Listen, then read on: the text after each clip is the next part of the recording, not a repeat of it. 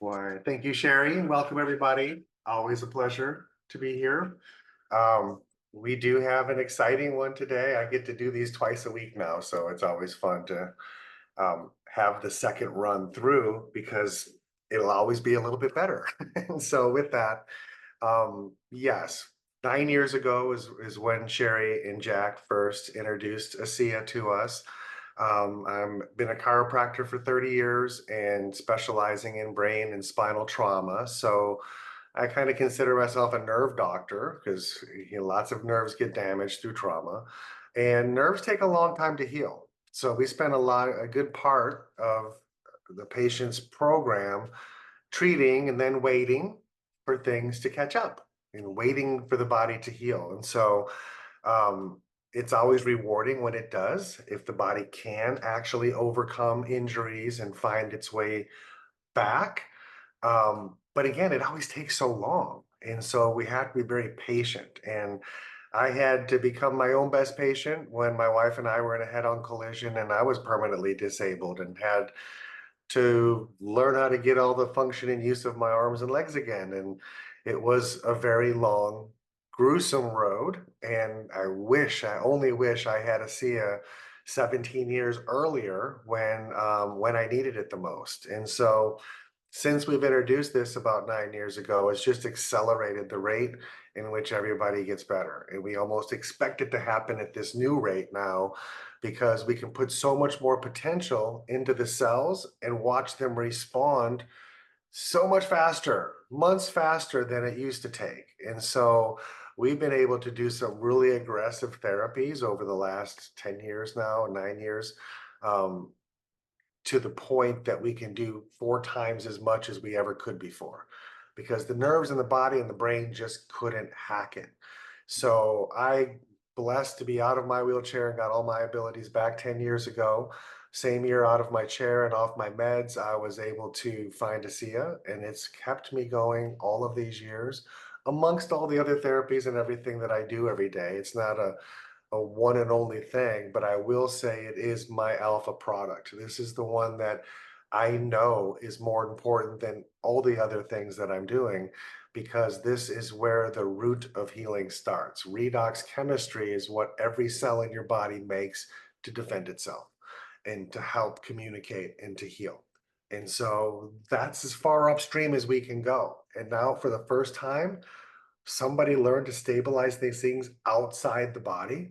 This is just phenomenal. So I retired from chiropractic 2 years ago and had moved to Florida. And during this time, I really did a deep dive. I was always just thinking redox was for the brain. I know it helps everybody and every cell in the body, but the brain's such an important part of your body and it has such a huge impact on the brain. That's kind of where I've had tunnel vision for several years. Now, oh my goodness, we've spent 2 years. Every week we do a different call. We change up the topic, and it's always about how this part of your body works, the function behind it, and then the things that help it, the things that hurt it, and more importantly, what does redox have to do with that and with that system and that function? So I'm excited to say that next week will be our 100th episode. And we're going to do something really special for that day. It's going to be something that I think everybody can relate to. It's going to be dealing with stress and how stress affects your emotions and how redox plays a role in all of that. So it's going to be exciting. And so with that, let's go ahead and talk about the thyroid. Let me share my screen. So the thyroid is considered the master gland. Now, glands produce hormones, okay? And so being the master gland, why is that so important? Well, basically, your thyroid's going to set the pace for your body. It's going to set the pace for your metabolism. How much energy are you creating? How fast or how slow your brain works, your heart works, your muscles, your liver, and other parts of your body. They're all regulated by thyroid hormones. So it's going to help regulate many body functions by causing the release of a very specific amount of thyroid hormones into the actual bloodstream for you. And so The word thyroid comes from a Greek word, theros, and this meaning shield. Okay, so it's the shield that is protecting your windpipe and the trachea. And so your thyroid basically produces two main hormones. In short, T4 and T3. These hormones do a lot of things, like to control your heart rate, your body's temperature, how quickly your body is burning calories. It also has the ability to actually store iodine. It's the only gland in your body that will absorb and store the iodine from the foods that we're eating. And this is a crucial part of the thyroid being able to actually make hormones for you. And so right behind or in front of the thyroid, you have your parathyroid. Okay. The parathyroid lies behind your thyroid. These are four little P-shaped glands, and they're going to produce what's called parathyroid hormone. Okay. This regulates calcium, phosphorus, and magnesium levels in your blood and in your bones. So these are essential for bones and muscles and for nerve function to be healthy. We need calcium released when the muscles are contracting. We need magnesium in the blood to let go of that contraction and relax the muscles. We use these parathyroid hormone for a whole bunch of functions. The main function that everybody's using this for all day long, if you have any sugar in your body, is to release calcium back into your bloodstream from your bones. This is the fastest buffer we have to be able to use redox molecules to turn on the parathyroid hormone and then turn it off when I have enough. And that hormone will literally like pull calcium off your bones into your bloodstream to get the acidity dealt with, to remove oxidative stress, and to bring your body back to homeostasis. It's also an important hormone to allow your intestines to actually absorb calcium from your food, another critical source that we need to get. And then it helps your kidneys conserve calcium for when they need to be releasing more. And so they're very tiny, just the size of a pea, stuck to the back of that thyroid gland. And it uses this parathyroid hormone to maintain this calcium phosphorus in your body, kind of like the heat of the thermostat controlling your heating system in your home. So even small changes in this calcium levels can cause serious health issues.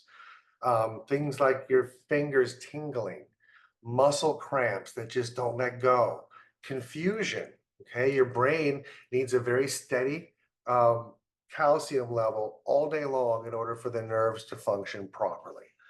And so both of these glands are producing hormones. So how are hormones actually made?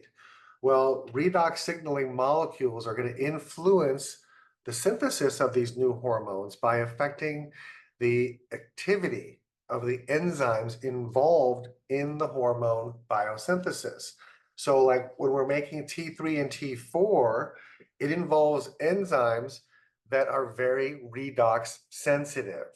And so the signal in these redox signals can alter the activity of the enzymes and consequently the actual hormone levels. So what we're talking about is hormone receptor sensitivity, okay, very redox sensitive. And so in a healthy tissue, your body recognizes, hey, I need some more T3 and T4. And so it will have redox molecules release thyroid stimulating hormone into the bloodstream and then turn it off when we have enough. Those hormones are the little green guys here in the picture. They're going to swim in the blood and they're going to find the target cells, which in this case are follicular cells, part of the thyroid. And then they're going to bind to those receptors. And as soon as they bind to the receptors, it allows that hormone to be converted then, and you make your T3 and T4. Now, the problem arises, like I said, these are very redox sensitive. So if the redox is not there to maintain cleaning up those receptor sites so the hormone can be identified and fit in there, we have other things in the bloodstream that will mimic that hormone. and these antibodies will stick to those receptor sites and cause them to just keep making, and it doesn't get the message that it's done making and turn it off. So it makes the switches not function right. And in this case, you're going to produce high levels of T3 and T4 because we don't have the redox chemistry to maintain clean catcher mitts. Okay, clean them all up so we can receive it, and it knows that it received is the thyroid hormone.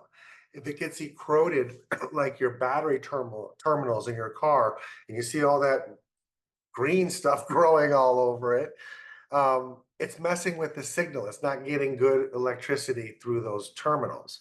And so this is very similar. Rusting inside the body is when these receptors become malfunctioning. And again, this is all redox sensitivity. So it'll affect the affinity and responsiveness of these receptors and influence the response of these hormone signals. And so there's other things that these thyroid hormones are doing in your body, and they're actually doing it in every cell of your body. This is why it's the master gland. It's so important that it gets everywhere.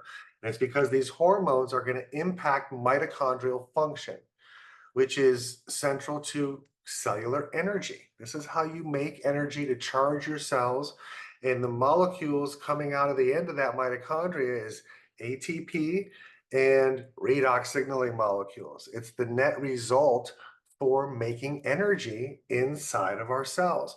So your thyroid hormone can actually cause more of these to activate and turn on, and also to neogenesis new ones, like to make new mitochondria.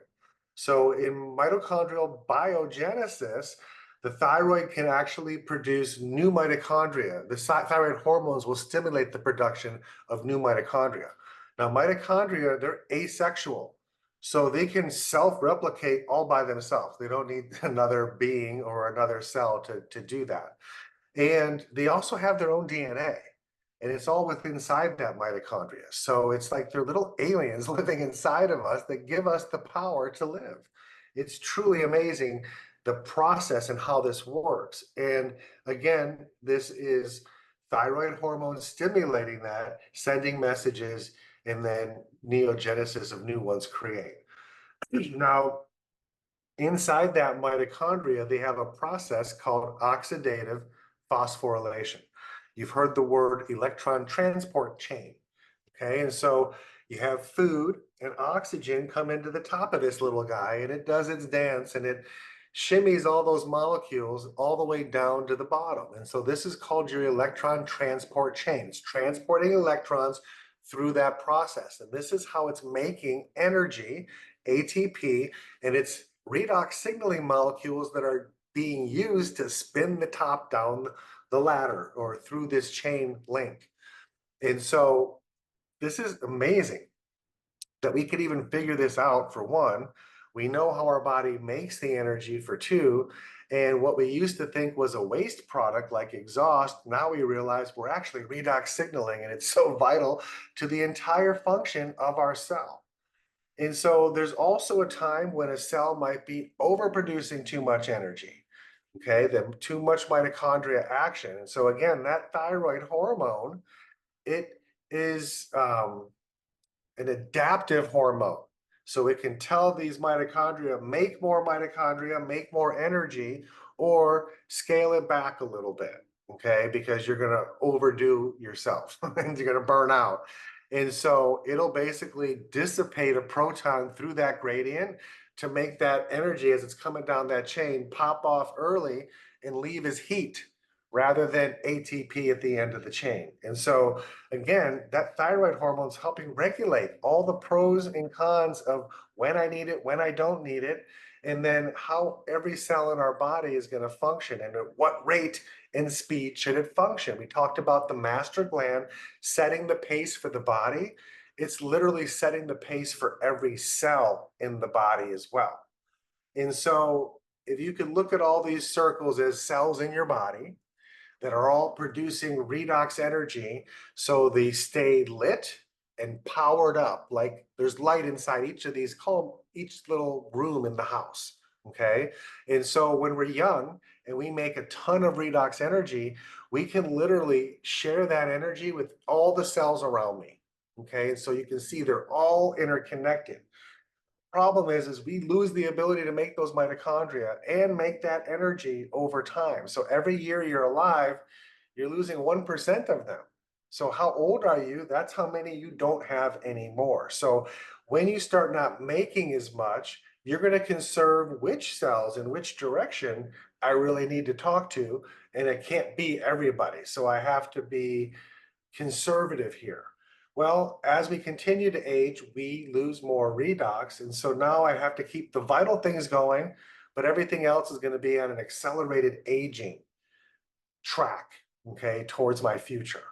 And so this is just inevitable. When you can't have these signals and this communication, you're not identifying your cells well. You're not transcribing the DNA into the new cell very well. You're making a copy of a copy of a copy rather than 3 billion copies of that DNA to find the cleanest one that makes it into your new cell.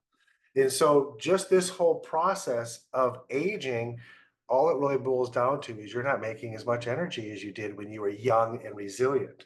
Well, now, as I said, through this amazing product called redox signaling molecules by ASEA, we can actually replenish those connections back to your youthful days from the time you were 20 years old. It'll take months to get you there, but we're going to slowly start raising the charge in every cell in your body. And that's a beautiful thing because the only difference between a healthy person and a sick person is whether you have enough redox to have resilience or not. I mean, that's the basic of life. It's you either have a charge or you don't. You can call it whatever symptom you want to call it, but it doesn't matter. Every condition and every symptom is stealing away the charge of your cells. So we can treat everything from the outside in, but inevitably the body has to heal itself from the inside out. Where does it start? It starts at a cellular level. And when we can increase that potential, it's amazing what great things happen. Now, this is introducing to you the world's very first and only redox supplement. It's truly a miracle that they've been able to identify these four molecules, separate them, two positive, two negative molecules, and have them not neutralize each other inside this bottle. And then we say it's native to your body. What that means is these are the molecules coming out of the electron transport chain inside every mitochondria in your body. So it's impossible for your body not to receive it, and it's impossible for these not to work. Now, your own cells and your own neurology has a priority list of the things that are most critical for healing in your body, and it's going to go there first, whether that's the symptom you wanted to erase or not. But your body knows exactly what to do with these signals. They're tiny molecules, easily absorbed into any cell in your body. They activate and turn on and off switches. Think of it like the workers inside your body that get things done. Your brain sends a message to somewhere in your body. It's using redox molecules to take that information there. These are the letters of the alphabet of how our cells talk to each other in the dark. It's all electrons changing and shifting that is allowing us to actually keep our body at homeostasis. So increasing your redox chemistry increases the potential of every cell. And it improves your body ability to regulate hormones. We've talked about this in the past, but every hormone has switches that turn on when it's time to produce more, another switch to release it, and then another switch to stop it. Okay, and those switches are all activated by redox chemistry. And so they're the workers inside your body that literally go around and get everything done for you. The first thing it needs to do is just keep your vital signs healthy and in a normal range so you're not at risk of dying. Then the second thing it'll do is go heal your body, but it's not going to go take the currency and the energy to heal your body if you're not going to have enough to keep your vital signs tight, and within a healthy range. So supplementing with this product is going to certainly keep you younger longer. And it's going to reverse so many issues that you've just accepted are part of old age. 9 years, I've had so many things clear up, and I've seen hundreds of patients that the longer they're taking the product, the better and healthier they get. It's just how that works. Your body's going to heal what it can with resources that you actually have. So we're not taking ASEA and intending to diagnose, treat, or cure, or even prevent any disease. Your body is the only thing that can heal you, and it's the only thing that does those things as far as curing and healing and preventing. And so all we need to do is give our body the potential to be resilient and strong, and then let it do its work. It's so amazing to see how fast people are responding and overcoming issues that they've developed their entire life.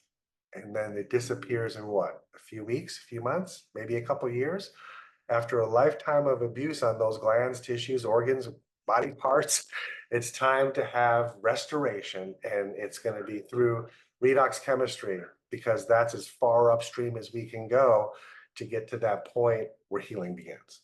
So that's it for today. Thank you for taking the time to learn about your thyroid. Hopefully, you're leaving with new knowledge that you didn't know before and know how to better take care of yourself. So with that, I'll pass it back to Sherry. Thanks.